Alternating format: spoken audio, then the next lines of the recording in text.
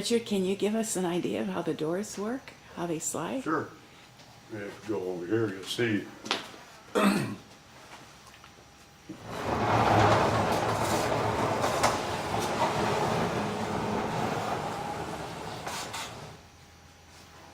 then at the same time, if you wanted to let birds go just into this area, you could close this back up again, and then you could open this one. Close this one.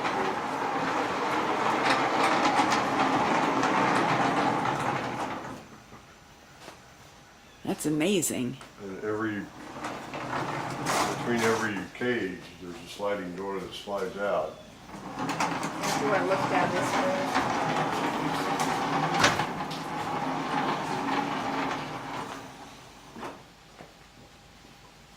And then, of course, these doors here also slide. Well, but we're they not, swing open. they swing Yeah. open, but we're not going to swing those because there's a bird in there. And what kind of bird is in that cage? Those are two Cooper's hawks in there, and those are the types of hawks that need the big circular route. Oh. So they're both injured. So also, since I was here, I noticed that there's a roof that wasn't here the other day. So what about that, Richard? Well, we covered this with a roof and then put regular roofing on it so that the center walkway would stay dry. Especially, well, for walking around, but for storage of stuff, you need to keep it dry.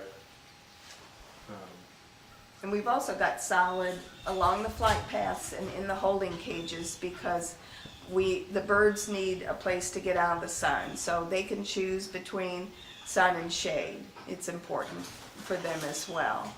So we have that. And then we have, we started using the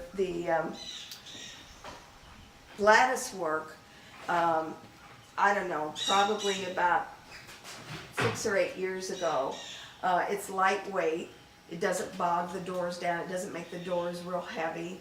It's a visual barrier, and that's what we want for the birds. We want the birds to be able to see this. That's not to say they're not going to fly and grab onto it, but it's not like wire. You can't put wire in a rehabilitation cage because the birds can't visualize that wire. They end up smacking into it and then breaking feathers, whereas this doesn't do that quite as bad.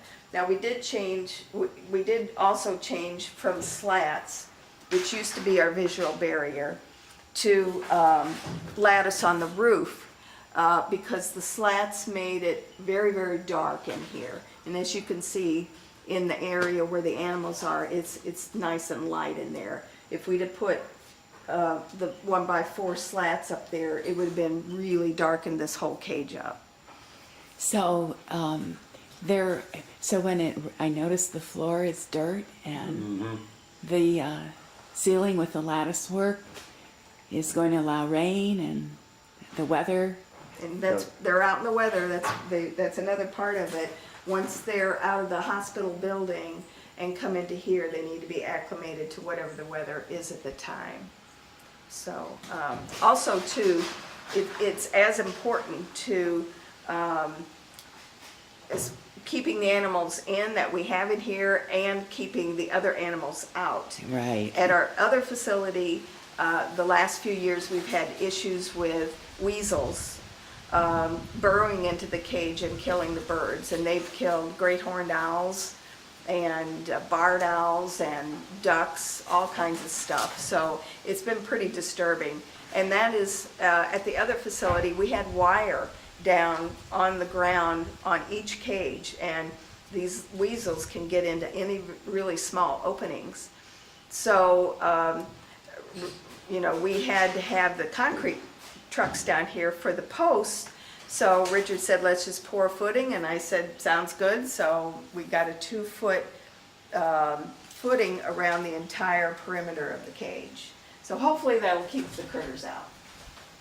Yeah, I think you were telling me about that too, Richard, as to the height of the wall right where you're standing. Right, we put these everywhere. For release training, those are for Yeah, release. so that they can throw mice out in here. let the birds catch them. And we made them this high because it's higher than a mouse can jump. Who knew that? Lisa figured that out. Yeah, Lisa, that was her contribution. How high? She told me how She high. Googled how high can a mouse jump. And that's usually something you don't Cages need that to do. one of the holding cages. Wow.